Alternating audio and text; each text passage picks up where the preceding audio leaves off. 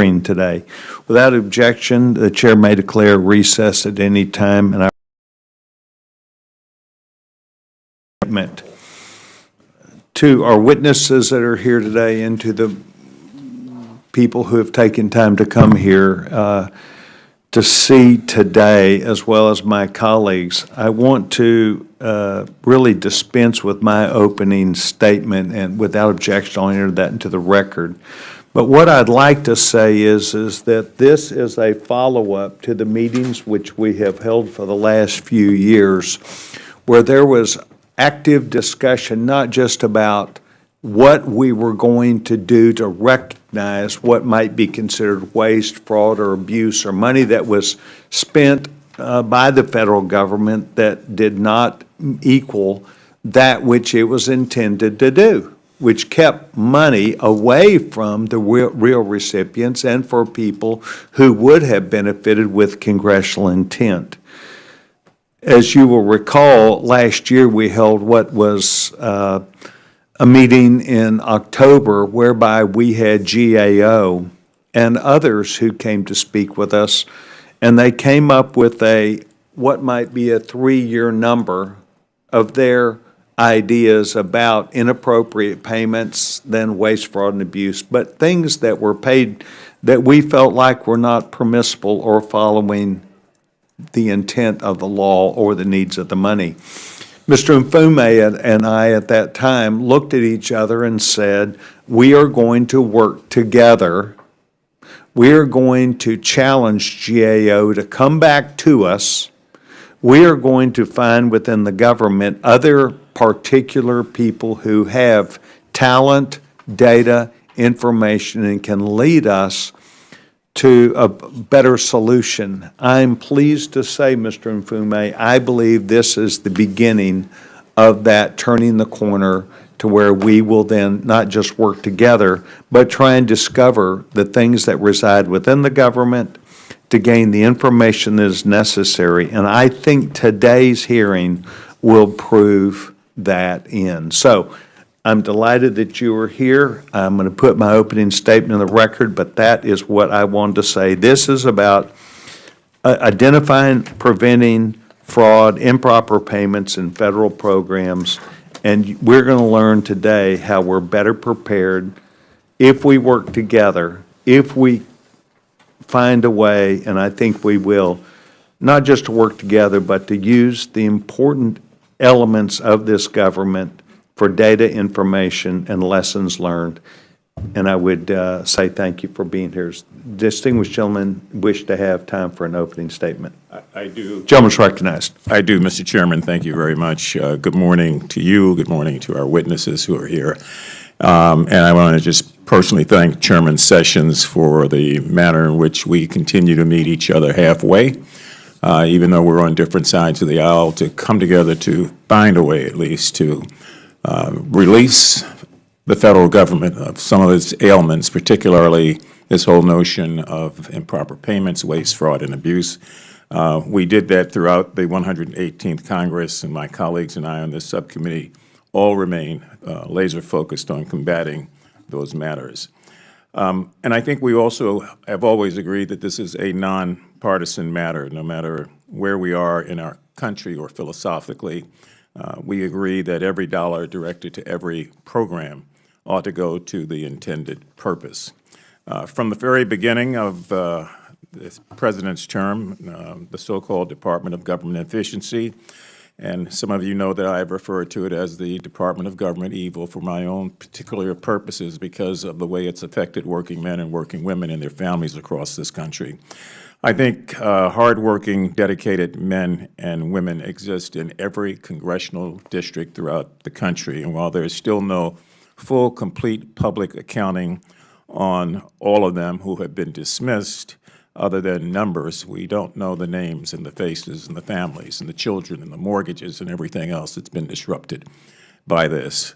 I've got no doubt that among the hundreds of thousands of federal employees affected by the fork in the road email and the mass firings and of probationary staff, that many are experiencing the pain that we do not feel right now.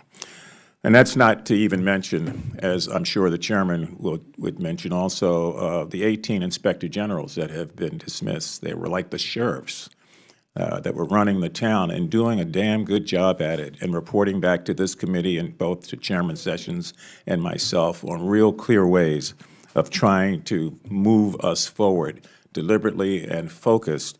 And I commend their work. I look forward, hopefully, to the return of some of them. There are 10 of 24 agencies subject to the Payment Integrity Information Act were not fully compliant with improper payment reporting requirements as of 2022. It is the furthest thing from common sense, in my opinion, to fire the inspector generals who have a real set of experience and a body of experience addressing this problem. As witnesses have discussed in many of our previous hearings on this issue, particularly last September, combating fraud, improper payments, and abuse is not as simple as waving a magic wand or a chainsaw. Real progress relies on access to quality data. It means thoughtful partnership with agency leaders, and it means investments into the technology and the staff needed to create proper internal controls to prevent improper payments and fraud. I was proud to join with many of my colleagues on the Oversight Committee in introducing recently the Taxpayer Funds Oversight and Accountability Act, which in many respects would make important strides in addressing these challenges. Simply put, I think we have a real challenge before us, not to mention the fact that sometimes we're not focusing on some of the real issues. I would call everyone's attention to the fact that the largest agency with the largest budget is still the Pentagon. And we have witnessed 7 straight audits that have failed because of problems at the Pentagon. I don't know how you can fail 7 straight audits and not become the focus of waste, fraud, and abuse. That's another story, perhaps for another time, but it is something that continues to cry out for very real attention.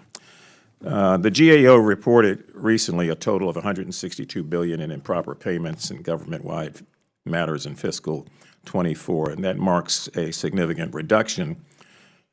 It's almost embarrassing to say that that's a significant reduction from the $236 billion in improper payments in fiscal 2023.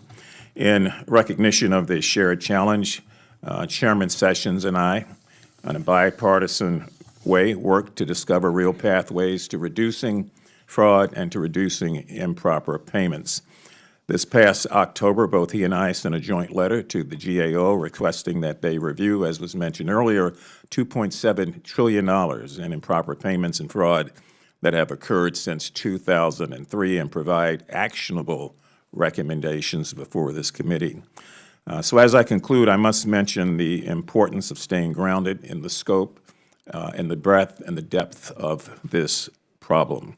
While improper payments and some fraud exist, that does not mean that the bedrock of social safety net programs like Medicaid, Medicare, and Social Security should be cut or privatized. The existence of these problems does not justify in any way mass firings of workers, of failures to pay nonprofit organizations. It does not justify the fact that the government owes for work done in so many instances, and that the effort really is moving to destroy many of the federal agencies as we come to know them, even despite the claims that Social Security is rife with fraud and fraudulent payments due to, quote, long-dead individuals who are about 133 years of age. That program has a payment accuracy rate of over 90%, and that's according to the Center for Budget Priorities. So as we move forward as together, hopefully, with our own differences of opinion, but in an effort to move forward together to combat waste, fraud, and abuse as we know it and as we are defining it, I hope that we as a Congress will remember that the purpose of this weighty task is not to exploit these problems or to destroy the federal government in the process, but to work for a better country, and to do that, as the chairman has said, hand in hand, working together despite our differences, to come up with a consensus. That's what we really want, consensus approaches that are not on the extreme left or the extreme right, but in the middle where most people are, and in the middle where the problems are, so that we can deal with this issue in a very responsible sort of way, and to be able to report back to the American people that we really have made an impact in dealing with the issues of waste, fraud, and abuse. Again, I cannot say enough about Chairman Sessions' work in this regard, and this committee's work. We didn't get a lot of attention, but we were in the forefront for the last 2 or 3 years. So it's good to know now that people are paying attention. We just have to make sure that we are doing this the right way and in a way that is responsible. Thank you, Mr. Chairman, and I would yield back. I appreciate the gentleman's dialogue. I want to say that maybe 10% or more, I think more of the American people want, expect, and need us to work together. And you have my promise that it will continue to be done and we will work together. You have a strong voice. You have a strong idea of what you're after, but what we're dealing with here is something that must be overtaken. We have to win on this, and it will be a bipartisan effort. And I think the three witnesses that we have today are shining examples that can lead the way, not to partisanship, but to answers. And I think that's what we seek. I want to thank your conversation today, and I think that we'll see that also, sir. Thank you. I want to request unanimous consent that the gentleman, Mr. Moskowitz from Florida, be waived on today's hearing for the purpose of asking questions. Without objection, so ordered. Okay, we're now going to get to the big deal, and the big deal is our witnesses who take seriously not only that effort that you and I in this subcommittee share, but also ideas and answers were leading us to that. I'd first like to introduce Kristen Kokileek, serves as the Managing Director, Financial Management Assurance Team at the GAO. In her role, she oversees issues involving accountability, professionalism, auditing standards, and DoD financial management and improper payments. Please know that you are being heard as well as your party when there are conversations about DoD. Next, we have Mr. Diefenbach. Ken was appointed to the Pandemic Response Accountability Committee in June of 2024.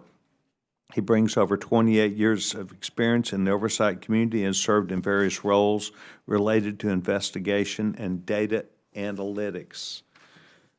We also have Jennifer Wagner. She joined the Center for Budget and Policy Priorities in 2015. She focuses primarily on Medicaid eligibility and enrollment issues, which certainly highlight some of the discussions that the American people want us to delve into. I'm delighted that all three of these witnesses here. I would now ask that all the witnesses rise pursuant to Committee Rule 9G. The witnesses will stand as required, raise their right hand. Do you solemnly swear or affirm that the testimony that you're about to give is the truth, the whole truth, and nothing but the truth, so help you God?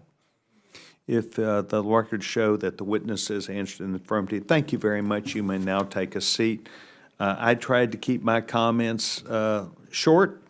Mr. Mfume did the same, but we speak from one voice. We are both delighted that you're here today. So let me remind the witnesses that we have your written statements, and I would encourage each of the staff and the members who are here to look through this, if they have not up to now, data and information about actual data and actual solutions is what today's hearing is going to be about. So I want to first make sure that we go right to this. I'll let everybody turn to their information that they've got there. Ms. Kokileek, I didn't get it right yesterday, and I'm not going to get it right today. Please correct me. Co-select. Co-select. Bill had me say co-select 5 times yesterday. That was not today. We're delighted that you're here. Please know this, that we traditionally will follow the 5-minute rule, as we always have, But I think that as we go through there, if you want to finish questions or the statements you want to make, but as we get into questioning, I'm very interested in both sides, the members and our witnesses, getting to where they want to get. And without further discussion, we will recognize Ms. Koklik. Thank you. Good morning, Chairman Sessions, Ranking Member Mfume, and members of the subcommittee. Thank you for the opportunity to be here today to discuss the longstanding and pervasive issue of improper payments and fraud in the federal government. Whether it involves an established program or one created to respond to an emergency, improper payments and fraud erode the public trust in government and result in hundreds of billions of dollars lost. Improper payments and fraud are two distinct concepts. They're related but not interchangeable. Simply put, improper payments are payment errors, payments that should not have been made or payments that were made in the incorrect amount. These could be overpayments, underpayments, or payments to ineligible recipients. Fraud involves obtaining something of value through willful misrepresentation, individuals or organizations deliberately lying to defraud the federal government. While all fraudulent payments are considered improper, not all improper payments are considered fraud. That's right. Since 2003, federal agencies have made an estimated $2.8 trillion in improper payments, including an estimated $162 billion in fiscal year 2024. Since these year-to-year estimates are based on a subset of government programs, 68 programs in 2024, the actual improper payments amount may be significantly higher. Last April, we estimated that based on data from fiscal years 2018 to 2022, the federal government annually lost between $233 and $531 billion, or about 3 to 7% of federal spending to fraud. Our fraud estimate includes all federal programs, and the wide range reflects the different risk environments during the 5-year period, including normal operations and COVID-19 relief programs and spending. Fraud at this level indicates the importance of fraud risk management. However, most government spending is not fraudulent. While my written statement more fully covers GAO's wide body of work in these areas, I will focus this morning on how agencies and the Congress can work to better prevent improper payments and fraud. The best way to reduce improper or fraudulent payments is to not make them. Preventive controls, as their name implies, are meant to stop improper and fraudulent payments before they occur. One key government-wide preventive control is the use of Treasury's Do Not Pay system. Do Not Pay consolidates much of the data matching agencies have done individually to flag potentially improper or fraudulent payments. Federal agencies and some state programs can and should leverage Do Not Pay to ensure program integrity. Another important action agencies can take is to assign responsibility for tackling improper payments and fraud to senior-level officials. This helps establish accountability and endows those officials with the authority to lead and make change. In our March 2022 testimony before the Senate Committee on Homeland Security and Governmental Affairs, we recommended 10 actions that Congress could take to increase accountability over improper payments and fraud across the federal government. As of today, these recommendations to Congress remain unaddressed. To improve transparency and accountability over fraud management, we recommended that Congress reinstate the requirement that agencies report on their anti-fraud controls and fraud risk management efforts in their annual financial reports. And to better prepare for future emergencies, such as hurricanes, wildfires, or pandemics, we recommended that Congress require OMB to provide guidance for agencies to proactively develop internal control plans that will be ready for use in future crises, and require agencies to report these plans to OMB and Congress. Finally, to facilitate data access and data sharing, which is key to effective prevention, we recommended that Congress consider amending the Social Security Act to explicitly allow the Social Security Administration to share its full death data with Treasury's Do Not Pay system.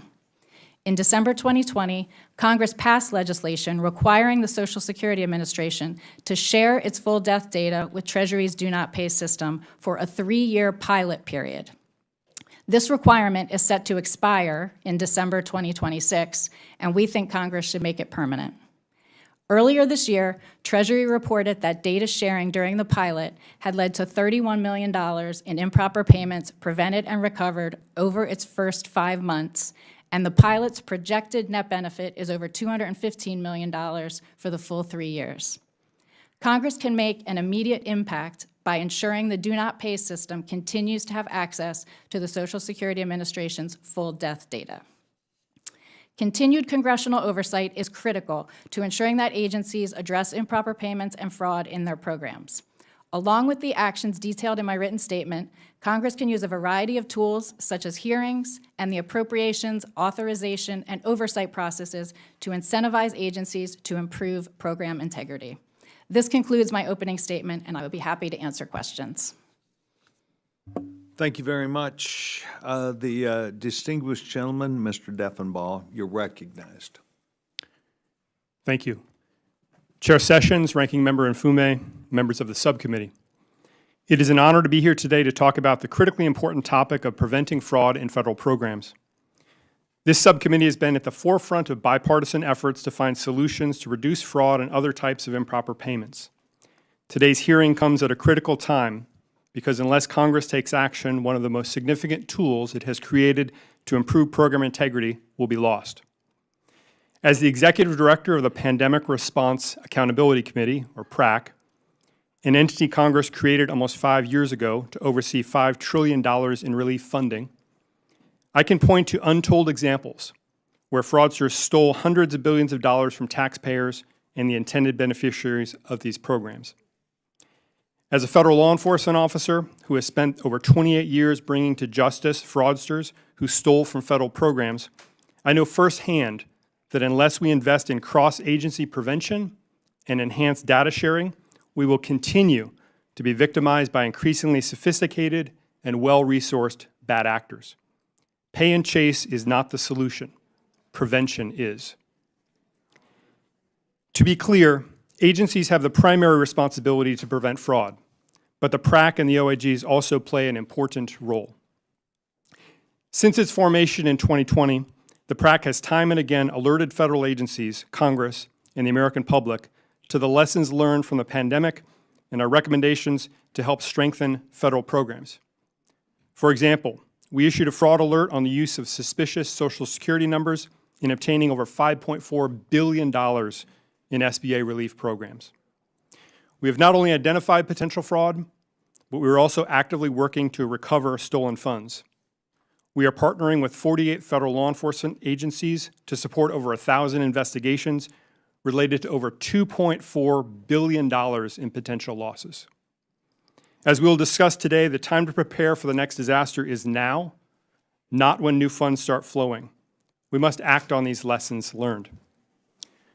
For example, we must address obvious anomalies, such as Social Security numbers that have never been issued or were issued to people who are now deceased, dates of birth indicating an applicant is 10 or 110 years old, applicants who have already applied in 5 other states, or applicants who use names like Charlie Chaplin, Abraham Lincoln, or Foghorn Leghorn, as at least 3 people did in pandemic programs.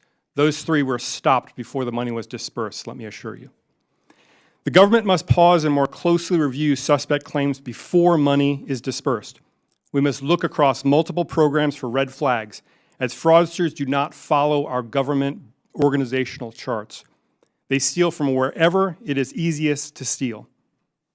We must also responsibly leverage more data, especially data already in the possession of the government, to identify suspicious patterns and trends indicative of fraud schemes. Today, the PRAC has the capacity, infrastructure, relationships, and talent to conduct pre-award vetting and the more complex network and trend analysis.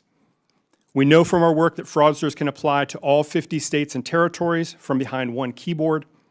They can hit multiple federal programs using the same false information. They can outsource these tasks to artificial intelligence and bots. But the PRAC is scheduled to sunset in September of 2025, and we are only 2 months away from having to begin deleting our data that we have collected and curated over the last 5 years. This includes over 60 major data sources and some 1.7 billion data points.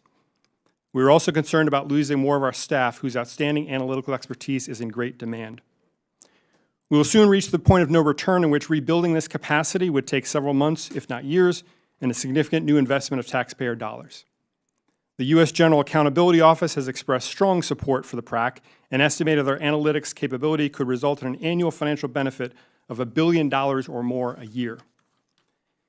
If the PRAC ceases operations in September, the next time the government responds to a natural disaster, an economic crisis, or another event where we are quickly dispersing benefits to people in need, fraudsters will again swoop in and steal.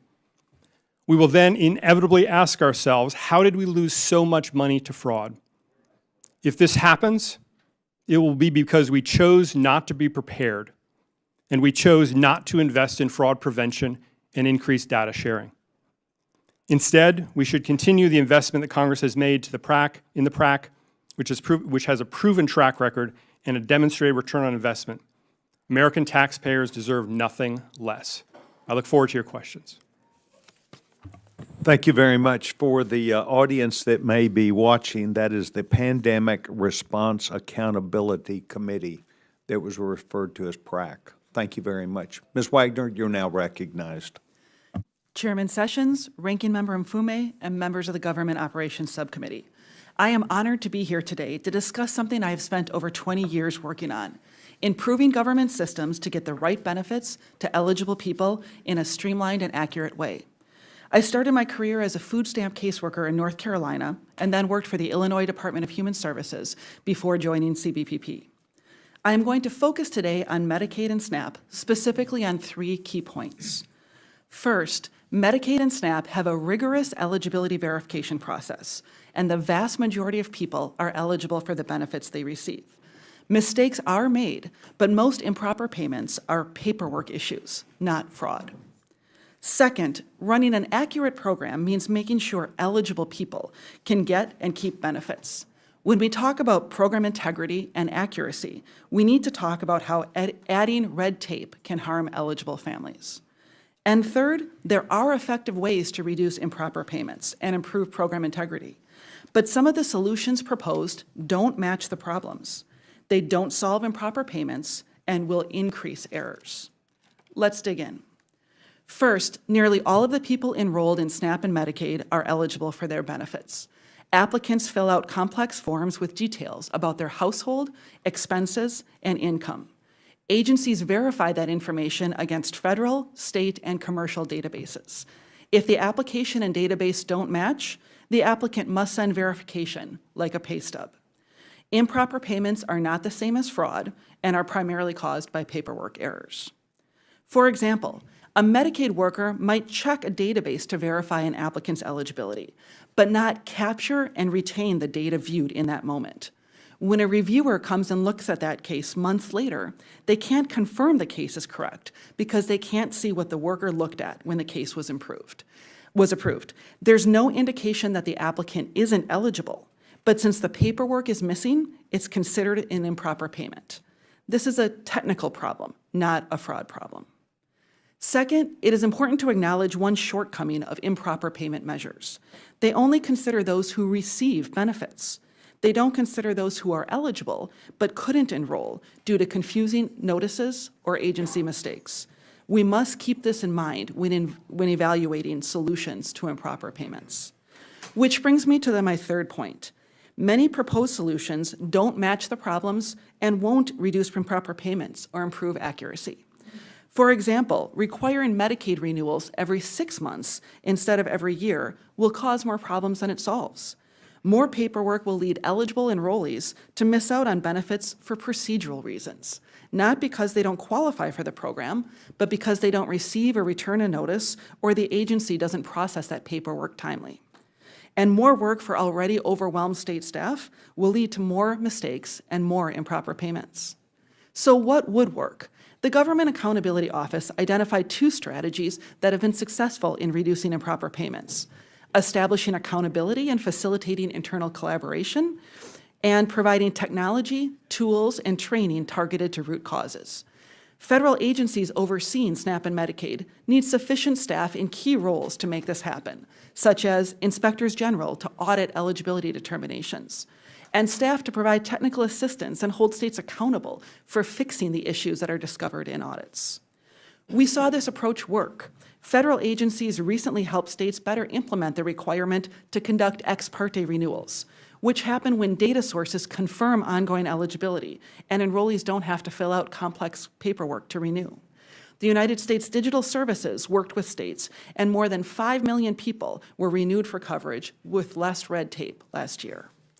Another solution is the Medicaid Eligibility Enrollment Rule, finalized in April of 2024, which updates outdated regulations on case record maintenance and will substantially reduce the frequency of improper payments resulting from inadequate records. It's not an easy task to address improper payments in large programs serving millions of people. Proposals that suggest billions of dollars can easily be saved don't address improper payments and would result in cutting eligible people off from vital help. But embracing solutions that match the actual problems can bring us closer to the goal of getting the right benefits to eligible people in a streamlined and accurate way. Thank you for the opportunity to testify, and I look forward to your questions. Thank you very much. Mr. Mfume, you heard me say that I felt like our witnesses all were not only vital to our decision-making, but have appeared in a way to give us answers to these problems. Thank you very much. I want to thank each of our witnesses. I'm first going to go to the distinguished gentlewoman from North Carolina, Chairwoman Virginia Foxx. Gentlewoman's recognized. Thank you, Mr. Chairman, and I thank our witnesses for being here today. Ms. Koselleck, the Payment Integrity Information Act codified the Do Not Pay initiative, which provides agencies with access to certain databases that can assist in preventing improper payments and requires a review of the available databases prior to the release of funds. Despite this requirement, it is unclear that agencies are utilizing the Do Not Pay system. For example, the Department of Transportation Inspector General reported in November 2023 that the agency did not use the Do Not Pay portal in prepayment processes as the law requires. In your opinion, why do agencies not use all the tools at their disposal to prevent improper payments, and do you believe that there are ways to improve the Do Not Pay system? Thank you. Yes, I think there are ways to improve the Do Not Pay system. As I mentioned, making sure that full death master file is in there and that all relevant data sources are in there is key to making sure that that source of information is as complete and reliable as it can be. A way that to encourage agencies to use it is really to think about how you would do reporting, I think. Right now, agencies kind of report on the back end of what went wrong. Thinking about how you would have agencies report about preventing. So for instance, the Do Not Pay system and Treasury payment integrity tools can flag payments that potentially would have indicators that they may be improper. However, as noted, it really is up to the agencies to make decisions about whether a payment will be made. You could consider having agencies report on when those flags are not upheld. For example, if something is flagged and Do Not Pay, but a payment is made anyway, having agencies track that, identify that, and report back when that is happening would help folks determine if there are instances where the payment should go ahead anyway, or if truly that payment should have been stopped.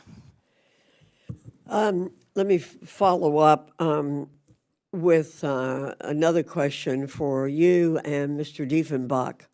Once an improper payment is made, what can an agency do to recover the payment, and how much does it cost in human hours and dollars to recoup an improper payment? First, you, Ms. Koselleck. Sure.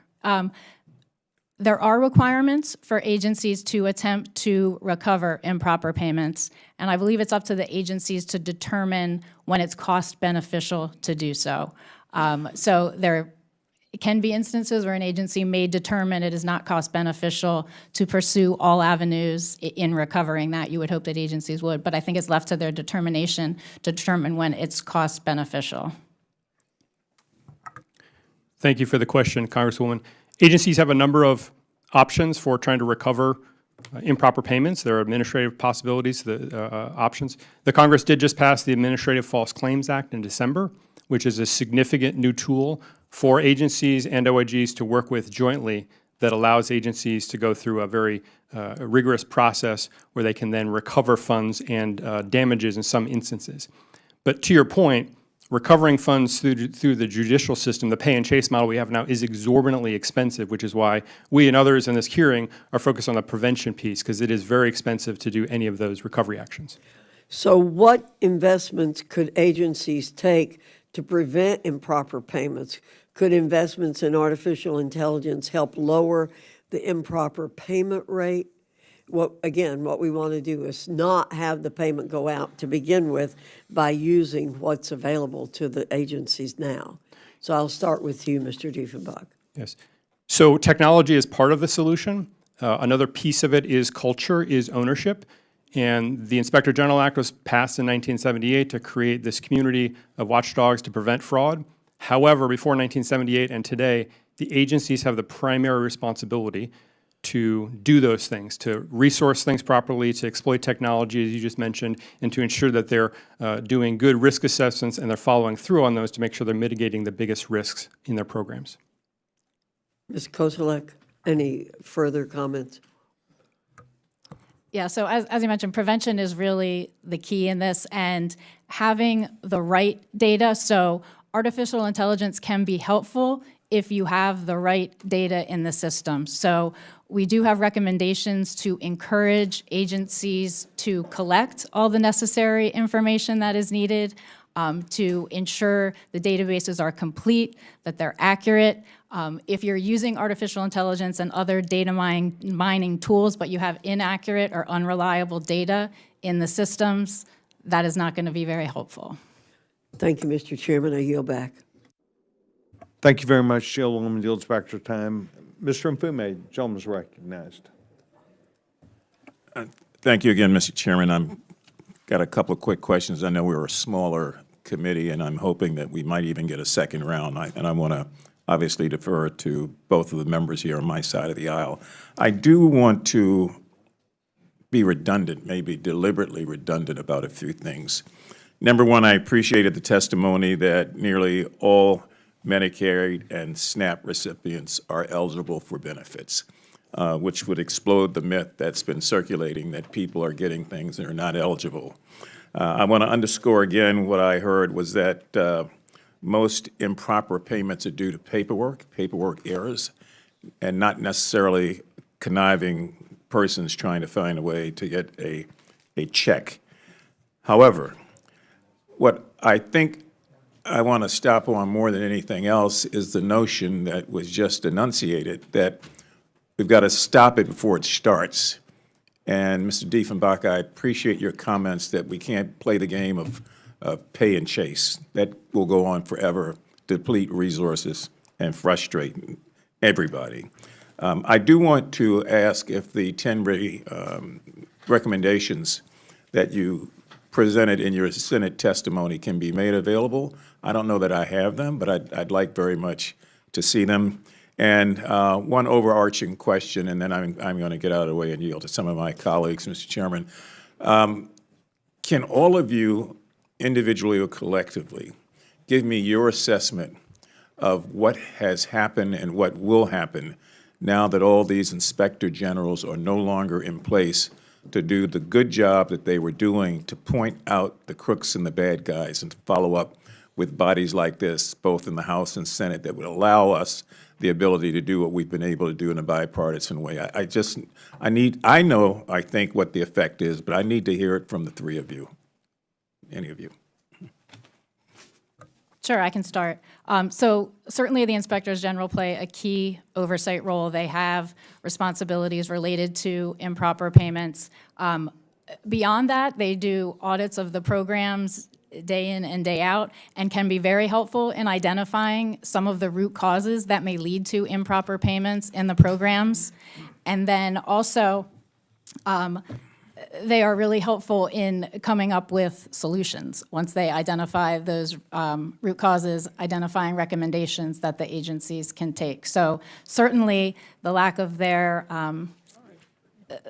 presence in some of the agencies would have a significant impact on. Well, and in many of the agencies, and I'm just trying to figure out, now that they're gone, what do we do? I mean, what are agencies faced with, and is there a greater propensity for the kind of fraud and abuse that we've seen?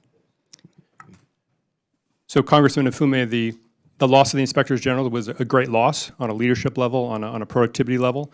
Our vice chair of the PRAC, Paul Martin, was the USAID inspector general who was dismissed, and we greatly miss his leadership. I think the biggest thing for the Congress is you're going to have less transparency, less visibility on what's actually occurring in agencies, because that's one of the hallmark principles when Congress set up the Inspector General Act, was to give you and the taxpaying public more visibility and transparency on an objective view of what exactly is going on. So I think you're going to have reduced visibility. Ms. Wagner? Thank you. And just to add an example to what my colleagues have said here, the HHS OIG is really important in supporting and funding state Medicaid fraud control units that investigate and prosecute Medicaid provider fraud. As I indicated, beneficiary fraud is very low in these programs, but provider fraud is common. In FY23, these units recovered $1.2 billion in criminal penalties and civil judgments. And also, the IGs and HHS would audit eligibility determination processes. And they were very effective in identifying major issues in states, such as duplicate payments to managed care organizations, incorrect interpretations of federal policy, and caseworker errors. So identifying these problems and working with the states to get them addressed is really a key role that is diminished right now. Yeah, I think it would be fair to say that their dismissal has clearly exacerbated a problem that is clearly out of control now. Mr. Chairman, I yield back. Thank you very much. Mr. Chairman, let me ask you a question, real quick, Excuse procedural just a question. moment. One moment, please, sir.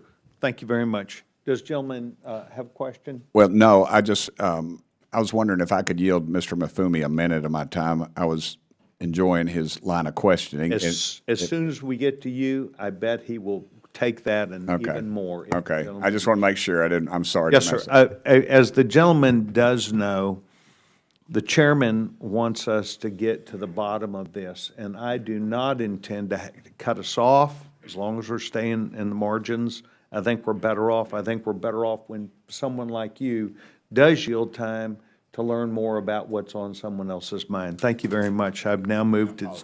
No, you're great. You're great. I'm just saying, I do want to when we get to you. The gentleman, Chairman Palmer, is recognized. Thank you, Mr. Chairman. Mr. Koselleck, in 2002, Congress passed the Improper Payments Information Act. In 2010, Congress passed the Improper Payments Elimination and Recovery Act. In 2012, Congress passed two more bills, the Improper Payments Elimination Recovery Improvement Act and the Improper Payments Transparency Act. Yet GAO said that the federal government's losing between $233 to $521 billion per year. If you just split the difference, that's $377 billion over a 10-year window. That's $3.7 trillion, not counting the interest that we're having to pay. And in regard to the inspector generals, it sounds like we're not going to miss the inspector general. I don't mean to be dismissive of that. I have high regard for the inspector generals, but in terms of actually lowering our improper payment rate, it keeps going up year after year. How do you explain that? Oh, sorry, I'm looking at the wrong person. I need to sit up straight so I can see the names. No worries. Okay, go ahead.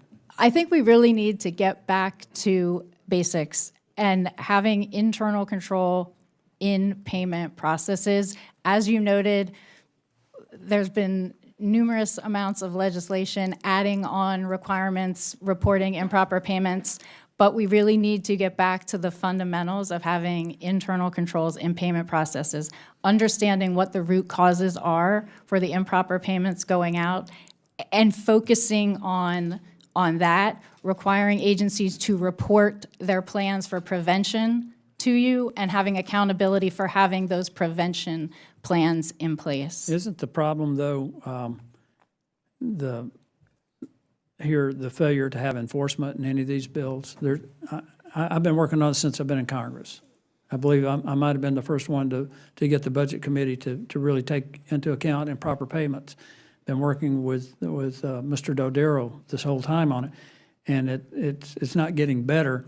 As a matter of fact, there's in fiscal year '24, there are 16 agencies that reported a total of about $162 billion in improper payments. And when you dig down into it, about 55% of the improper payment problem is administrative error, failure to verify eligibility, and antiquated data systems. Which brings me to Mr. Musk, and I know there's a lot of consternation about what they're doing, but literally, he's brought in some computer experts with 21st century technology and done better oversight of the federal government in the last 6 weeks than we've done in the last 40 years. I mean, isn't that one of the biggest problems we have with improper payments is we've got antiquated data systems. We don't have the 21st century technology we need to do oversight, proper oversight. Having reliable data is very important. Having accurate, reliable, complete data in the systems to be able to do those integrity checks is critical, yes. Well, after we did pass the Improper Payments Elimination Recovery Improvement Act, I know of one outside company that was brought in that did some analysis of labor, Department of Labor contracts and found millions of dollars in fraud, overpayments, other monies that should have come back to the federal government through credits that were not recovered. And when this was disclosed, the Department of Labor at that time basically waved off as disinterested. Isn't that a problem? The pay and chase model is a problem. Trying to recover the payments after the fact is much less effective. So what we need to do is focus on stopping it on the front end. And that's where we need the improvements in technology, where we need the investment in technology. And this is a huge issue when you're reporting 16 agencies are accounting for $162 billion. 10-year window, that's $1.6 trillion. And we're running a deficit of over $2 trillion every year. If you just look at the totality of it, 377 billion, that's 3.77 trillion, not counting the interest we're paying on that money, because every dollar we send out improperly is a borrowed dollar. Mr. Chairman, I yield back. Thank you, time. Thank you very much. Distinguished gentlewoman from Washington, D.C. is recognized. Thank you, Mr. Chairman. For days, just days after he took office, President Trump summarily fired 17 inspectors general across 18 positions in the dead of the night. Inspectors generals fulfill a vital oversight and accountability function in the government, including through identifying and preventing improper payments. IGs are also responsible for keeping Congress informed of fraud and other serious problems, and informing us about progress in implementing solutions as we consider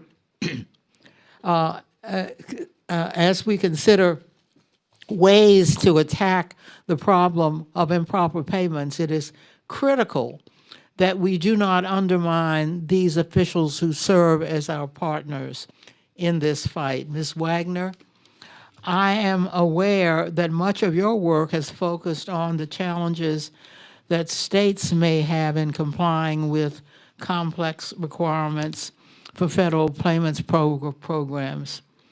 How do inspectors general help to identify and address these problems?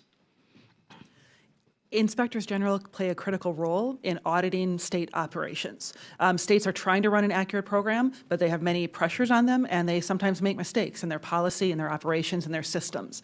And audits through Inspectors General and others come in and identify these mistakes and lift them up and hold the state accountable for addressing these. So it's really a critical role when we're looking to improve improper payments and to get benefits to eligible people.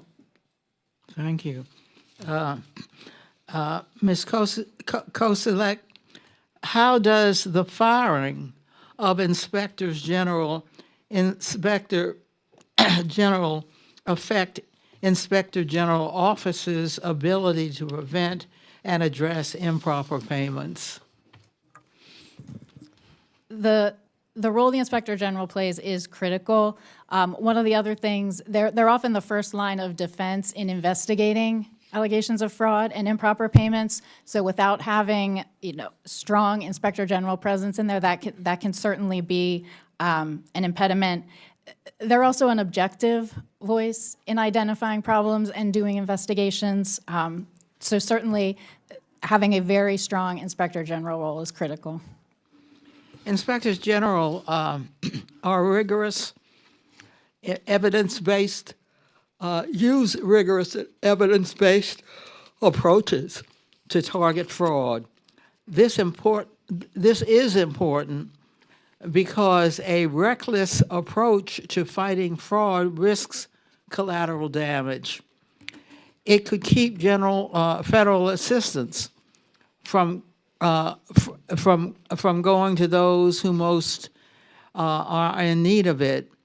GAO's fraud risk management framework notes that agencies should consider the cost of fraud controls when designing systems, including potential delays for legitimate applicants. Ms. Koselleck, how does the work of Inspectors General ensure that people get the benefit for which they are eligible? Certainly the role they play in doing the various program audits, so certainly they have a role in improper payments, but they also, as I mentioned, do program audits throughout the year, looking at the operations of the various programs. Are they being executed efficiently and effectively to make sure that the proper recipients are receiving the benefits that they are entitled to? Mr. Diefenbach, the Inspectors General serving on the Pandemic Response Accountability Committee have done great work in identifying improper payments throughout our pandemic response. What has been the impact of President Trump's purge of so many Inspectors General been on the committee's work and capacity going forward? Well, we have lost, again, the leadership, the institutional knowledge of individual Inspectors Generals, but the offices of Inspectors General still exist and are fully functioning. We work with them day in, day out on investigations. And we are, of course, an independent committee within the oversight community, the PRAC, that does operational data analytics literally every day to support investigations, to proactively find problems, and to issue reports on lessons learned and preventative measures that agencies can follow going forward.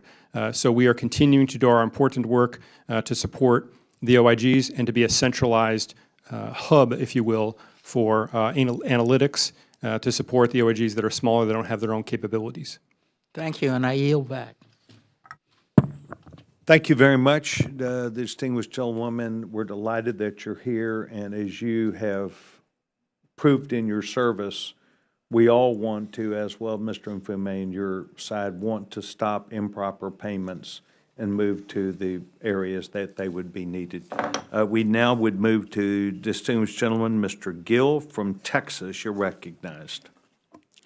Thank you, Mr. Chairman. Thanks for holding this hearing today. Ms. Koselleck, thank you for being here as well. Could you remind us in fiscal year 2024, what was the amount of improper payments that were sent out? $162 billion. Okay. And which agencies were primarily responsible for that? Some of the programs that had the largest dollar amounts were Medicare, Medicaid, Earned Income Tax Credit, are some of the larger ones. And how much do you guys at the GAO estimate we lose in fraud every year? We did a fraud estimate for looking at data for years 2018 through 2022, and we came up with an estimate of $230 to $250 billion.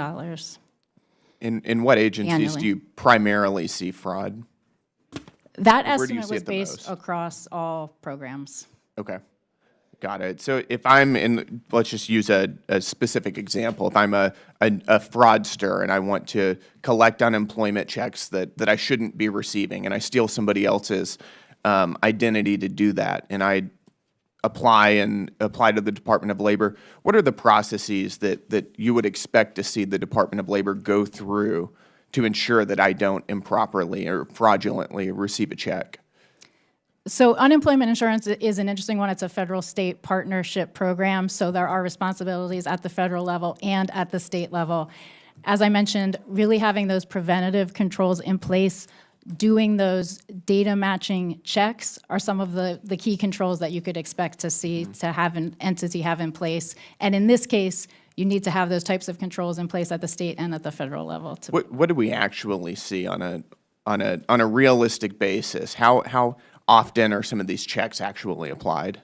We have seen instances and had recommendations for unemployment, I believe, where there could be additional use by the states of some of those data checks, and I believe we have some recommendations that there could be requirements to have the states be required to do that data matching. they're not Right now, doing it's it right now. encouraged, but we have found instances where, in all cases, that is not being done, and that can be a root cause of some of these improper payments. So in other words, we're mailing out checks without verifying who they're going to. In some cases. Got it. And what are the consequences for agency heads as they're mailing out American taxpayer dollars without verifying who they're going to? The consequence is Yep. that anytime there's improper payments or fraud or money going out for not the intended purpose, that's money that could be going to rightful recipients and used for other purposes. Right, but I mean, from an incentive standpoint, on the agency level, is there any consequence for either employees at the agency or agency heads for mailing out checks fraudulently? One of the things we have recommended is having an accountable official But I at mean, the right agencies. now, as opposed to the recommendations, right now, is there anything to hold these people accountable? Agencies are supposed to have an accountable official to oversee Right, this, but we've, But what is the accountability structure? you should, Or do they receive less bonuses, for instance? Are they fired? What's holding them accountable? I think that is determined by the agency as to how that mechanism is 100% set up, but certainly Congress can have accountability Well, mechanisms. what do you see? Have you ever seen an agency head get fired, for instance, for mailing out billions of dollars in fraudulent checks? I have not seen that. Got it. Okay. And once we mail these checks out, is there any way of clawing this money back and holding the fraudsters accountable? That's what you're saying. The pay and chase model is not generally effective. There are requirements that anytime there is an improper payment, agencies are supposed to attempt to get that money back. But we have found that the percentage that you get back when you're following that model, as opposed to not having to go out, preventing it is by far much more effective. Right. Completely agreed. I mean, it seems to me that we've got an overextended bureaucratic administrative leviathan that is mailing out American taxpayer dollars fraudulently with virtually no accountability at all, bankrupting the American people with impunity.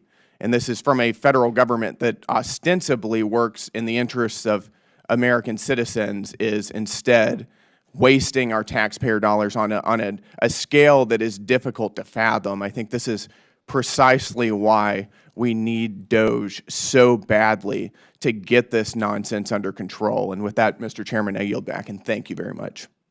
Appreciate the gentleman's questions. The distinguished gentleman from Washington, Ms. Randall, is recognized.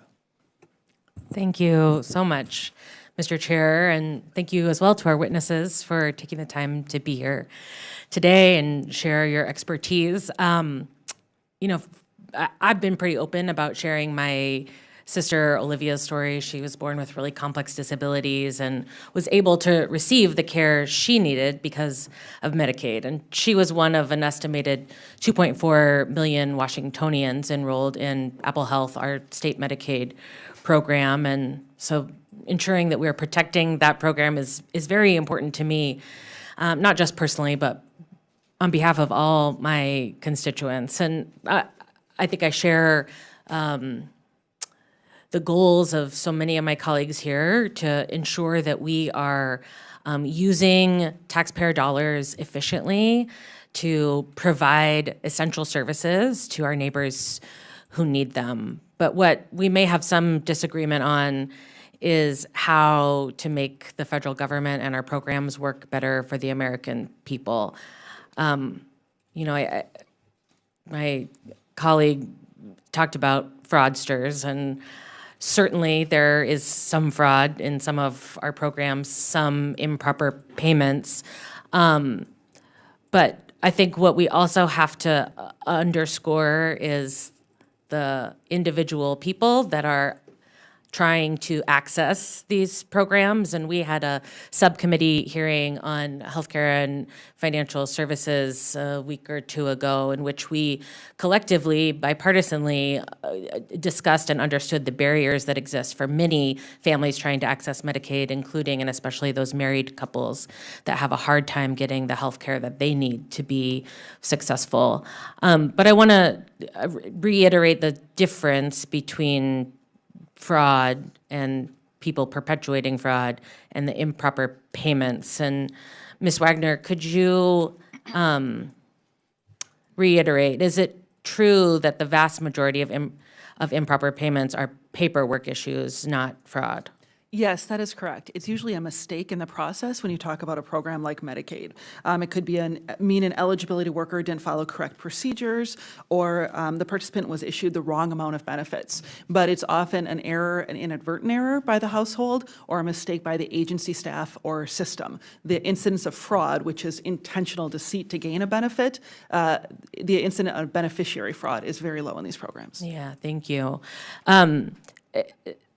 I've experienced in my family and heard so many anecdotes from Washingtonians, particularly parents of severely disabled children who have this stack of paperwork on their counters, who feel like they need to be attorneys in order to access a system to provide health care for their kids, and who are overwhelmed so often with late nights, little sleep, worry about what new medication their kids need to be on, what specialist appointment they need to get into, who spend so many hours on the phone appealing denials of claims, trying to get into an appointment with someone, trying to get answers for their kid and take care of them, while many of them also have another day job.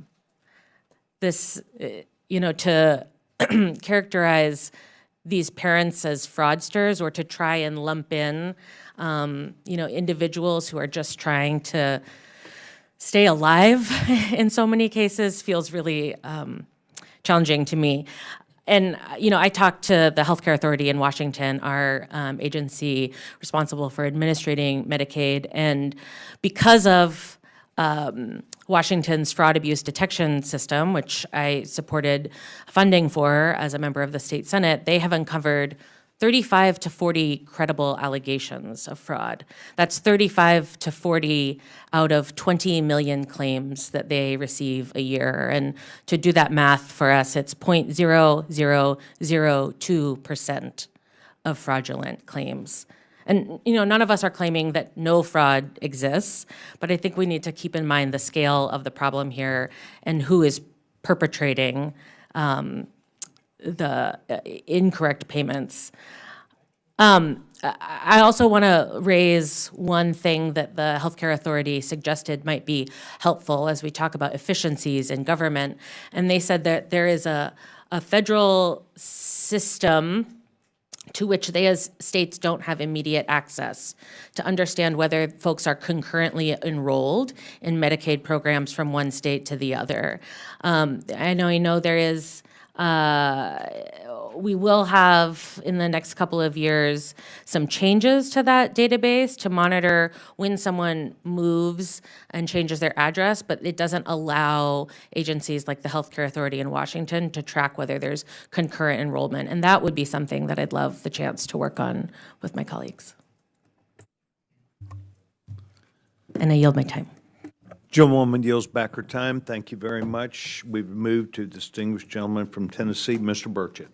Thank you, Mr. Chairman, and thank you, ma'am, for sharing that story about your sister. I did not know that. That gave me a lot to think about. Ms. Koscielek, is that correct? Did I get that close? You got Kwasi Yes. Mafumi and Good. Tim Burchett up here. We can't. Nobody gets our names right, and I probably didn't get his name right. So, let me ask you a question, ma'am. If I can see through this big head of hair right here in front of me,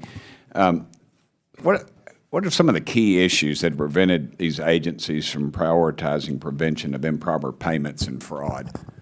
And I wish you'd also talk a little bit about just human error, how that plays into this. Yeah, so there certainly can be human error. And I just want to clarify, the fraud, to be sure, fraud is a big problem.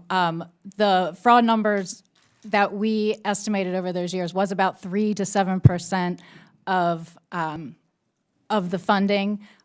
But to be sure, as we noted, any amount of fraud is money not going to the intended purpose. So some of the key issues, I think, that prevent folks from being able to effectively put the right controls in place does have to do with some data sharing, some access,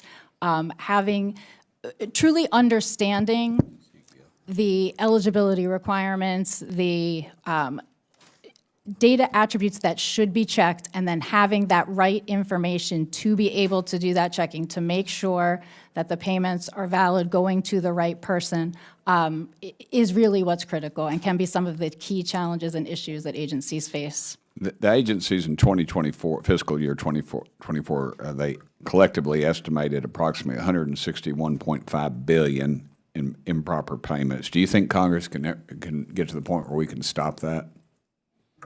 I think the goal is to reduce that. You'll probably never get rid of the risk of fraud. It's innate in all programs, but there should be a concerted effort to have that as low as possible and have the right preventative controls in place to not leave so much money on the table to that. I guess in this case, it's the original sin, so to speak. Yeah. How many agencies and programs are using the GAO's fraud risk framework now? And why aren't they using it, the ones that aren't? I don't know if we know the true reason why not all of them are using it. We do certainly have a recommendation to Congress to require agencies to use that. We think it's a critical And they're currently methodology. not required, they're not required to follow that? Not specifically. Okay, thank you. What can we do to enable that these agencies recover overpayments, or are they just gone? I always hear people say, oh, we're going to claw that back. I was in the legislature in Tennessee for 16 years, and I never saw, it's hook or crook. It's a bogus corporation or something got money somehow or some criminal, and they're in jail. They're not paying it back. They're getting Right. 20 cents an hour stamping out license plates. And that's the challenge. In many cases, it's not easy to get that money back. Okay. Thank you. I want to yield the rest of my time to my dear friend, Mr. Mafumi, if that's all right. Thank you, Mr. Chairman. Well, I want to thank the gentleman for yielding. Totally unnecessary, but And you're not making any points calling me a gentleman. Yeah. Just want you to know that. Mr. Burchett and myself were like a guitar and a fiddle. We both have strings, but we make different sounds. And we've worked together whenever we can. Usually we're 100% on different sides of the aisle, but at moments like this, on something like this, I appreciate the gentleman for yielding, appreciate his sense of humor, and the ability to work with him. I do want to just go to two quick things that I heard that I don't want to have fall to the wayside. and get out of the way for the other members, particularly Mr. Frost on our side and whoever, Mr. Chairman, you have next coming up. Mr. Palmer made a good point, and I'm really saddened that he's not here because he talked about this whole enforcement mechanism and whether or not there is any enforcement mechanism. And without an enforcement mechanism, how can you expect agencies or agency heads to do anything at all if we're not going to enforce existing law or practice?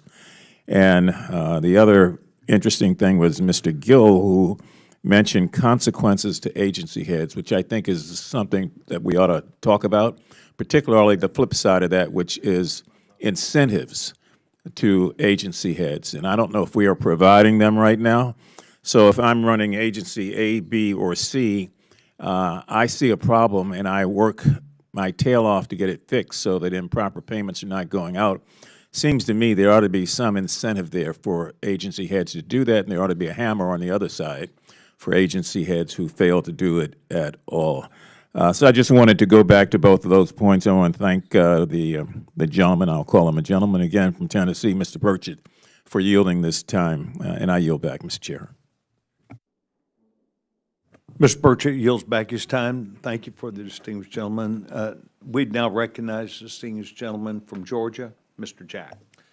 Thank you very much, Mr. Chairman. And first and foremost, if I could follow on that effective line of statement from Mr. Maffume and that potential line of questioning, I was also inspired by Mr. Palmer's statements as it relates to enforcement. If I could just go down the line, what say you about enhancing the enforcement capability, whether through legislative action or executive action? Yeah, so I think holding people accountable is critical for doing anything, but in this case particularly, certainly I think agencies should have accountable officials and hold those people accountable. And like I mentioned, Congress can have an accountability role too, through the appropriations process, through having agencies and officials report on their preventative controls that they're putting in place to hold them accountable and demonstrate how they are doing that. Thank you. Mr. Diefenbach? Thank you for the question. So we spent the last 5 years at the PRAC developing and learning lessons learned. We put out a program for blueprint for program integrity. So agencies need to operationalize that and follow that. We have perfected ways to find simple frauds and more complex frauds. So I think one of the answers is they need to have the tools to be able to detect, again, the simple non-eligibility issues, but also the more complex hidden criminal enterprises, sometimes international criminal enterprises, which we've done a good job, I think a phenomenal job, of finding new ways to do that with big data. Wonderful. Ms. Wagner? The key to preventing improper payments and reducing fraud is information and technical assistance to the states. States are trying to run a good program. They don't want headlines. They don't want their money going to the wrong people. And so by supporting them in these efforts with funds, with federal support, we can go much further. Penalizing them, massive cuts to these programs, will actually go against this purpose and will lead to increased improper payments. Thank you all. Just for, in closing, a lot of my colleagues have asked very effective questions today, but I love history, and I would love, if I could, Ms. Kosiolek, I think we understand since 2004, 2003, we've seen $2.8 trillion in improper payments. I think that's from GAO. Is that correct? And would you say, has there been an influx in recent years? If you were to try to catalog year by year, I mean, it's trying to understand the history of how this ramped up. And is this something that was happening in the 40s, 50s, 60s? Have you seen it just really skyrocket as government's grown and government programs have grown? Would love for you to just offer some thoughts on the history of how we got here. Yeah, I think certainly some of the challenges, and as we mentioned, the importance of having really foundational, good internal controls is critical, so that over the years, as emergencies are going to arise, you have those foundational controls in place. You have plans and controls ready to go. I think, as agencies and the government is forced to function in dynamic ways, if you don't have those foundations in place, that's when I think you see that fluctuation, and that just exacerbates the problem. And, sir, if you want to comment on the history of how we got here. Please, the threat is always evolving. The friction for getting public benefits is gone. Anyone with a computer anywhere in the world can apply for public benefits. Some of those programs have a lot of protections in place. As we found in the pandemic through our work, many did not. So it really takes a big data approach, using all the tools available to find the hidden connections that you can't find manually. We're aware of 142,000 known pandemic fraud cases, and they have a fingerprint. And we've been able to figure out that fingerprint. And our hope is to be able to continue our work to help people proactively defend against these things and prevent them early, because you cannot fight today's fraud issues with yesterday's tools. Wonderful. Ms. Wagner? So Medicaid and SNAP are a little bit different than some of the other programs that are more recent or were really ramped up during the pandemic. They have a long history of working to reduce improper payments. They were challenged during the pandemic by some new programs, by increased demand, and by reduced staffing. So now we really need to kind of look at the other side of that and stabilize the workforce, improve the IT systems to continue reducing those rates. Well, I'd like to thank all three of the witnesses for appearing before us today. I want to thank the chairman for calling this hearing. And with that, I yield my remainder of 30 seconds to the chairman. Thank you. Appreciate the distinguished gentleman and welcome him not just to the subcommittee, but really to Congress with an eye towards, as a new member, as well as some other people, including Mr. Frost, Mr. Moskowitz, making sure that their words that they say back home are met with the reality of other senior members working with you to achieve those things. And I think that that's the sense that I get, that it's a 100% buy-in that we have about the problem. Mr. Mfume want to come to a 100% working towards that answer. And I want to thank the distinguished gentleman. Thank you, Mr. Chairman. Distinguished gentleman from Florida is recognized. Good to see you, Mr. Frost. Thank you, thank you. Thank you, Mr. Chairman. Hello, thank you so much for being here today. You know, when I was back home in the district over the weekend, everywhere I went, the grocery store, walking around the park, doing anything, people were coming up to me asking about Social Security.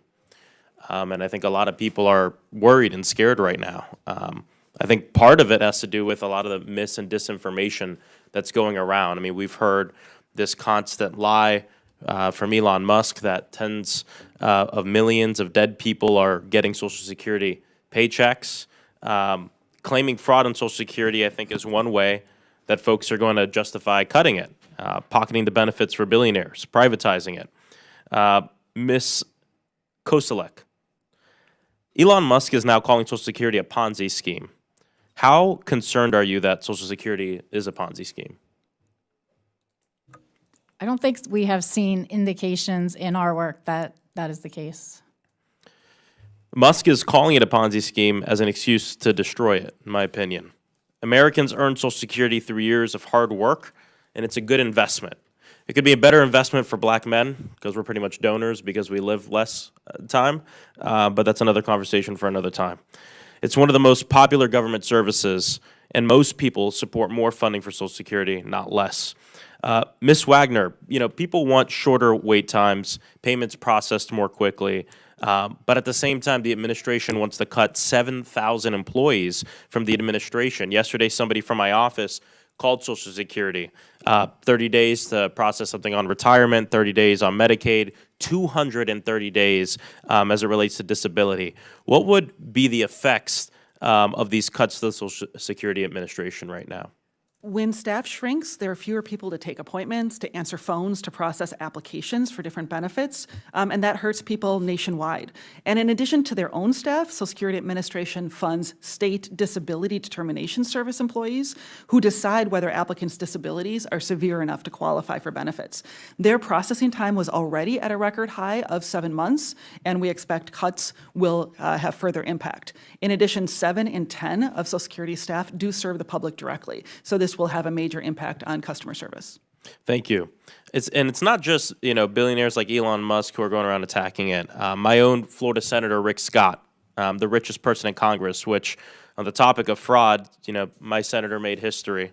He's the man responsible for the largest Medicare fraud in the history of this country, $1.7 billion. He says that Republicans are, quote, going to have to cut Social Security, end quote. Why are they doing this? Well, to take money from Social Security to use it for tax cuts for people who are too rich to need it. House Republicans plan to make $880 billion in cuts to health care. This means cuts to Medicaid and Medicare, too. Ms. Wagner, 4 in 8 American children are Medicaid recipients, including over 60,000 people in my district alone. For an Orlando family currently receiving Medicaid, what could be the financial fallout from losing access to Medicaid? Well, first, when states are forced to cut back on funding, they are going to cut back on who's eligible and the benefits they receive. But cuts will have broader impacts than just those who are no longer eligible. They will directly or indirectly affect the amount of funds available for state staff, for IT systems that support Medicaid, and they'll probably lead to more improper payments and reduced program integrity. And it will impact people whose eligibility isn't cut. Longer call center wait times, more errors, uncertainty, stress, and possibly not being able to get approved for benefits or losing coverage at renewal, even though they remain eligible. Thank you. You know, before coming to Congress, I worked in organizations, and one of the proudest things I did was work at March for Our Lives. It came after the shooting that happened in Parkland. I traveled this country speaking with people that disagreed with me on the issue of gun violence, but it made me a better person. And something I learned during my travels is, in order to speak about something in a bipartisan way, I think it's really important to make sure people are coming at this on the right foot, in good faith. And I'm all for the modernization of our government. I think it's really important, and I say that as the youngest person in the United States Congress. I think it is very important. But when I see the people leading the effort, like Elon Musk, call something like Social Security a Ponzi scheme, and I hear crickets on the other side of the aisle, I have a really hard time taking any of this seriously when I go home and I have people coming up to me in the grocery store who are living paycheck to paycheck, asking me, what are you going to do to protect Social Security? So thank you so much, and I yield back. Gentleman yields back his time. Distinguished gentleman from Florida, Mr. Moskowitz, who's asked to be waived on this committee. Sir, we're delighted to chair. Gentleman's recognized. Thank you, Mr. Chairman. Thank you for granting my waiver. I appreciate it. You know, I've been committed to helping the government become more efficient, save dollars, go after fraud, waste, and abuse. I was the first Democrat to join the Doge caucus, which, by the way, hasn't done anything and has not been included in anything Elon Musk has done. But, you know, it's nice that we have a caucus. And so this is a bipartisan effort, like the chairman mentioned. We do want to get at waste, fraud, and abuse. But I do think dispelling myths, dispelling fact from fiction is important. And I want to drill down real quickly first on what my colleague from Florida, Mr. Frost, said. And I'm going to be even more direct because I think it's important. We'll just go down the line. So you gave an answer on whether Social Security is a Ponzi scheme. The answer is no, right? It's not a Ponzi scheme. We have not reported that it's a Ponzi scheme. Right, so it's not a Ponzi scheme. I'm not aware that it's a Ponzi scheme. Okay. Agreed. Not Okay, so Mr. Musk is wrong. No one's going to get fired for saying it, right? He's wrong. You can say it. It's not a Ponzi scheme. I'll say it for you. It's not a Ponzi scheme. It's not a Ponzi. Okay, he's wrong. I know we're afraid to say it. And see, that's part of the problem. We're afraid to say that Elon Musk is wrong. That's what Mr. Frost was talking about when he says he hears crickets from my colleagues. We hear crickets from the witnesses because everyone is afraid when Elon says something, if it's patently false, we're afraid to say it's false. All right, let's talk about something else. The IG is getting fired. You support the IG is getting fired? I mean, I got to imagine if you're interested in getting rid of fraud, waste, and abuse, they're the people trying to get rid of fraud, waste, and abuse. So they got fired from Agriculture, Interior, HUD, Department of Defense, the EPA, the State Department, HHS, Veterans Affairs, Labor, Transportation. You support that? In the mission of getting rid of fraud and waste and abuse? The Inspector General Committee is critical. There are certainly No, I get administration that, but can you have get no rid of. opinion whether that was good or bad. Again, we won't say Elon's wrong. I know you won't go there, but was that the right decision?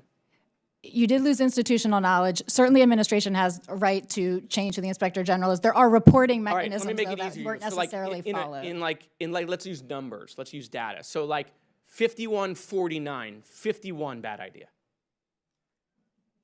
Right, that was a bad idea. I'm trying to. The proper protocols weren't followed in Oh, right. executing We it. know it was illegal. Don't get me wrong. I didn't want to make you say that. I appreciate you saying that on the record. It was illegal. The proper protocols weren't followed. But is it good policy if you want to go after fraud, waste, and abuse? Was that good policy? To lose institutional knowledge. No, of not the good top policy. officials. Good policy?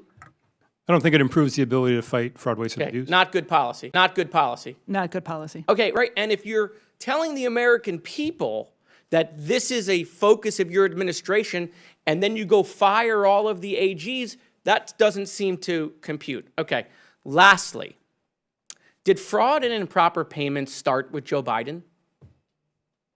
In his administration, was that the first time the government has experienced that? That is not the first time that No. fraud was reported. First time? No. First time? No. So we got to depoliticize this stuff because all we're hearing is what happened in the last 4 years. In 2017, $140 billion of improper payments. That's inaccurate? In 2024, we reported 162 billion. No, hold on. payments. In 2017, 140 billion in improper payments. In 2018, $150 billion of improper payments. In 2019, $174 billion of improper payments. And in 2020, $206 billion of improper payments. Those are GAO numbers. So let me just do some math. In the first Trump administration, there were $670 billion of improper payments.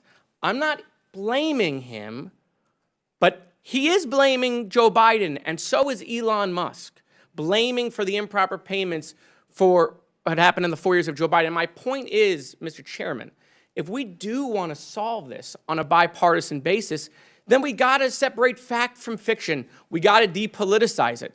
$670 billion of improper payments and fraud, waste, and abuse in the first Trump administration. Isn't that correct? Correct. Isn't that correct? I don't have any reason to doubt your math, sir. Okay. Isn't that correct? I believe so. Perfect. Thank you, Mr. Chairman. Does the gentleman seek to give back his time, or is the gentleman? Mr. Chairman, I had no time back, but I'm happy to Would give you the back. gentleman, your ranking member has asked if we would have a second round. Distinguished gentleman's recognized. Mr. Mvume. Well, thank you very much, Mr. Chair. I want to thank Mr. Markowitz. And to the gentleman from Florida, I will say Elon Musk is a lie on the record, which I've said many times. So I guess he's coming after me. One of the things we want to do here is to allow everybody freedom of expression. This is an issue, particularly for the chairman and I. We've been working this for a long, long time. And getting to the root of this by implementing what we're hearing today and what we've learned from previous hearings is extremely, extremely important. I don't want to be redundant, but again, this whole notion about do we have an enforcement mechanism in place when agency heads just watch this sort of thing occur under their tenure and do nothing about it, or watch it and feel like they can't do anything about it. And for those brave souls who do, how do we reward them, and what do we do as a Congress to make sure that we're tightening up their spine and that they're doing the right thing? I think it's fair to say that there will be legislation coming out of this hearing at some point in time. I know the chairman has expressed an interest. I hope to join him in that regard. If we don't do anything else, once the shouting and everything else is over with, we've got to find a way to make sure that dollars that could be used to help people in this country actually get to people.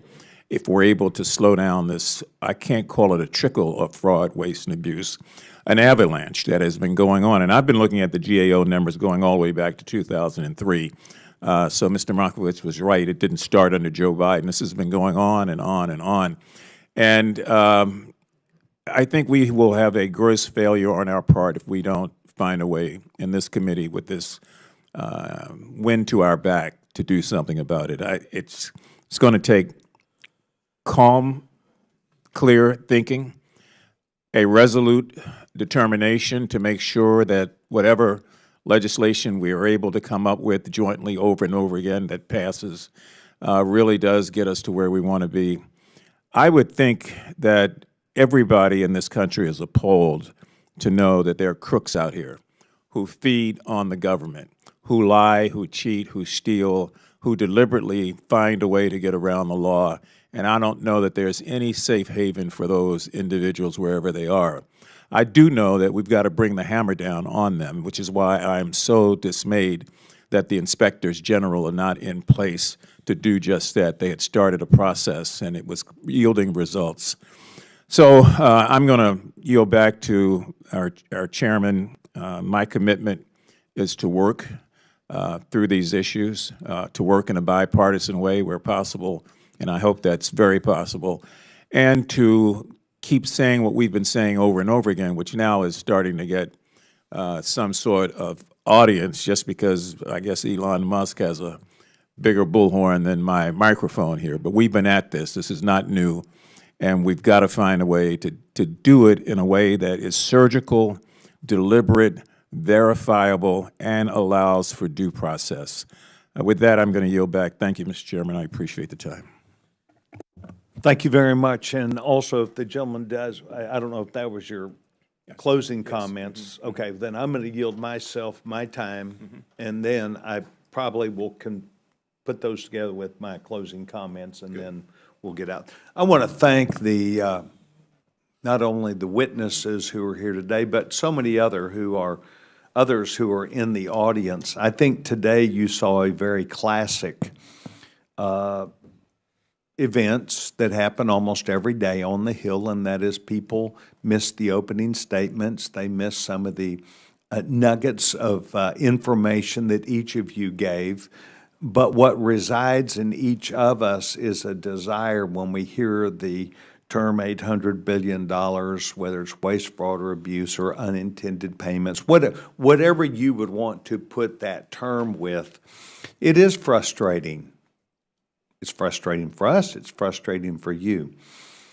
I will tell you that I think what Mr. Mfume described was the two of us when he said the answer needs to be. I think the answer needs to be a bipartisan answer. I think it needs to be looking at this together. I think it needs to be this subcommittee through his leadership and perhaps hopefully through mine, that we can guide us to decision-making, that his strong voice, my voice, can move us where we need to go. Where is it that we need to go? I think today that we heard about the Pandemic Response Accountability Committee is one of those answers. It is an answer that it currently exists, and it was a bipartisan answer. It still maintains a good bit of data, but it was done just for the pandemic. It was not done for other programs that would reside across the government. I think that the expertise that Mr. Deffenbaugh spoke to me about yesterday when I met with him for a good period of time was that he sees that they could be a potential front side answer to not just waste, fraud, and abuse, but on an individual basis for the various organizations, Social Security, Veterans Affairs, IRS. We spoke about how 18F for some time provided some assurance that they would know who a person was on coming in, but we now recognize it didn't quite work that way, but the Pandemic Response Accountability Committee has effectively been able to prove that the work that they have done. And so a piece of legislation, I spoke to Chairman Comer about it this morning, will be in order within 2 weeks. We're going to go to a markup. We are going to work together. We're going to, I think, see the same answer, and that is we think that you worked, Mr. Deffenbaugh. We think that that answer is an upfront answer, and we will then have to find a way to mirror not only what you do, but find a way to bring the avenues of data and information up front and apply those same principles to the biggest problem. I don't think that we'll go overnight directly to you. I don't think you're staffed for that. We'll work together. But I do think that the answer lies in upfront gaining the information. If the members had all been here up front, they would have heard all three of you concur on that. They would have said, well, we need to do this on an upfront basis as a person goes through this process. In particular, before we send out billions or trillions of dollars to people, which is something that I've tried to echo. Our government is not prepared to send money out on a mass basis at this point. We are not prepared, and I'm not trying to disappoint anybody in this administration, but we're not prepared for it. We need to get prepared, and I believe that Mr. Mfume and I, who've been given this authority and responsibility, will continue to work with you. I'll be quite honest, I was delighted with what I heard yesterday from GAO. I think that they have provided us a lot of information which is allowing us to hone in not only on the problems but the answers. And I think if we move ourselves to answers through a process that people understand and expect, it will mean that a lot of people gain confidence in not only the federal government, but the workforces that are there. Lastly, I don't want to do this necessarily because the gentlemen are not here, Mr. Frost, Mr. Moskowitz, but I think might be slightly a revision to what he said about their hearing crickets. In fact, the $800 billion is a 10-year number. These will be votes that will be taken, and we have already seen where these numbers, which are being looked at by this DOGE organization, OMB in the government, is reporting that they believe the huge numbers of, quote, cuts could be achieved by reducing the amount of unintended payments. And we could look back, I did not do that, to line up whether it's Medicare, whether it's Medicaid, whether it's VA, whether it's SBA. I did not look at that from the information the GAO has given us. What I will tell you is that people like me, and I think people like Mr. Mfume, want to do something about it. People like me, I am a Republican, believe that we can get credit for cutting waste, fraud, and abuse. And we have laid down the gauntlet to say we are going to do the things that would be necessary to cut unintended payments. And we're going to work those into the government, and we're going to make sure this happens. And that will be done on a bipartisan basis. But for us to assume that we cannot make this better that we would make it better by growing the organization, I would submit to you, I don't agree with that. I don't agree that we can do it by keeping workers at home rather than in the office working with databases and figuring out who wants to get committed. And this is where I saw the process that is political, where the president said if you don't choose not to want to come back, he understood that. He would offer a buyout plan that was immediately attacked. We live in a political world, and there are people who will attack President Biden or President Trump just from their word go, the word go of their name. So I would submit to you that I think that we are not having crickets. We are having a plan that we're laying out. I've got to do a better job as one of the co-chairmen of DOGE. It is my opportunity and my real need to talk to the American people with clarity. But as the father of a Down syndrome young man who is 31 years old, I too have been through and seen how our services that we offer to those people who cannot take care of themselves and their families should not be the ones that find themselves on the wrong end of these changes. It is true what was stated here today, that families that have disabled people, disabled children, disabled adults, people they care for, have a higher threshold of frustration of working through the system. And I think that system will get better as we hone ourselves through the work that would be done on a bipartisan basis and less fear. The fear that people have about losing Social Security is in fact not true. It would not be true. It is not the goal of Elon Musk or of this government. And I do recognize there have been some words stated about their problems with what they see as an aggregate amount of unintended payments.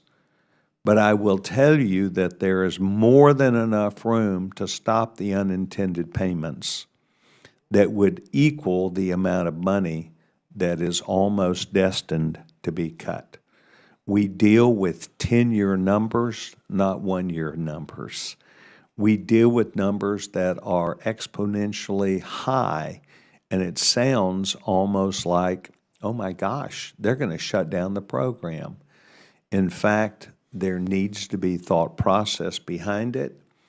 I in no way am afraid of a town hall meeting, of explaining what we're doing, but as a member of Congress, if we accept that where we are and where we have been is acceptable to our future, we are missing the boat. So I would ask that each of you know that you got asked tough questions today. Doesn't bother me. But to have the confidence that if we move forward together, including Mr. Mfume and myself, that we can end up in a point where we look at each other and say, we made this better. We saved the money that was actually destined for people that it was intended to. And then we'll see what the score is. I have great confidence we can do this. So I do not want a conversation that they hear crickets to be part of this. There are not crickets. There is a really daunting task of us to take this $1.7 trillion or $2.7 trillion, whatever the amount was, that is laid in front of us. And we were never talking about cuts that were bigger than that. We were talking about cuts that are way less, but that make sense. So I want to thank each of you for being here today. I think each of you did well enough to be invited back, but perhaps more importantly, we would like to work with you. And Mr. Mfume and I are going to deal with this in legislation. We'll pass it to you and also see if you would, what your opinion might be for that. But I want to thank you each for being here today. The gentleman, does the gentleman wish to further time? Just to thank our witnesses. We do thank our witnesses, and that they stick around a second. Mr. Mfume and I are going to end this hearing and come and thank you for being here. This concludes the hearing today. I want to thank the witnesses, and you're now excused.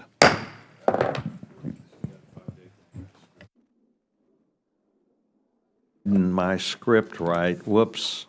We will, where's the 5-day? Well, hold on just a second. I'm sorry. We will, without objection, we will extend to, where's the statement you want me to read? The 5 days. It's all 5 legislative days for people to ask for questions and to receive information. Where is that, Bill? I don't see it, and I apologize. It's a normal thing we do. There you go, Crystal. All right.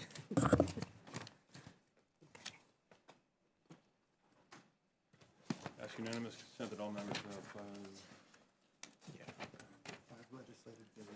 Yeah, I know what it says, but I'm going to read, oh, there it is. With all that said, without objection, all members will have 5 legislative days within which to submit additional written questions for witnesses, which will be forwarded to the witness for their response. If there's no further business without objection, the subcommittee stands adjourned.